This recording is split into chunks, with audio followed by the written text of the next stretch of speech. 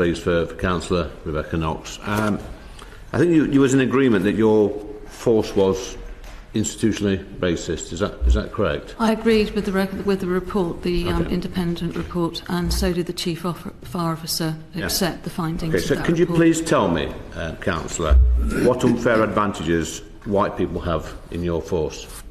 I would hope not. None. Not advantages. Did I hear you do they have any advantages? No. So then how can you be institutionally racist?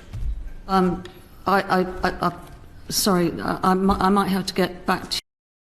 I mean, that's incredible. So she brings out a report saying, yes, this fire service, our fire brigade is definitely institutionally racist. When asked to justify, just to explain one little way in which it is institutionally racist, she can't even justify or mention one little thing. This is insane, isn't it, Susie? Do you know what's funny about that? It reminds me, you know, when you have an argument with your wife, right? And they go to you, and you go, oh, I'm sorry. And they go, but what are you sorry about? And you go, oh, yeah. I just want you to not be mad at me anymore. Yeah, exactly. And they're like, say one thing. And you're like, I'm sorry for that thing you just said.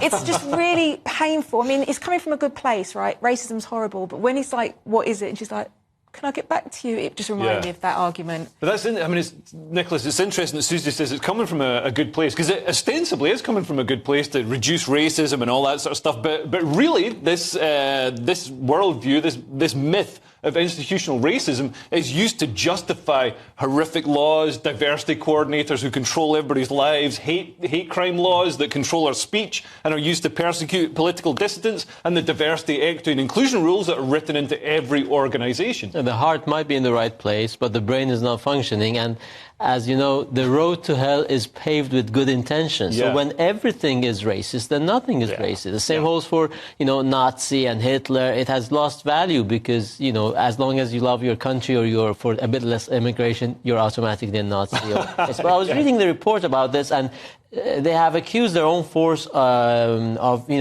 having ingrained or entrenched levels of misogyny or racism in the personnel. And I don't know what they mean by ingrained or entrenched levels of misogyny. Do they believe that men are better at, carrying other men out of buildings engulfed in flames? Because in that case, I might, be misogynist as well. Well, we can try it in the studio right now. I think we can. Andrew carry one of us and Susie carry the other one. I think that's a good idea. I'll carry you, you carry Leo. We'll see. We'll see what happens. Any other day, I'd rather be carried by Susie, but no. I understand. That's so sexist.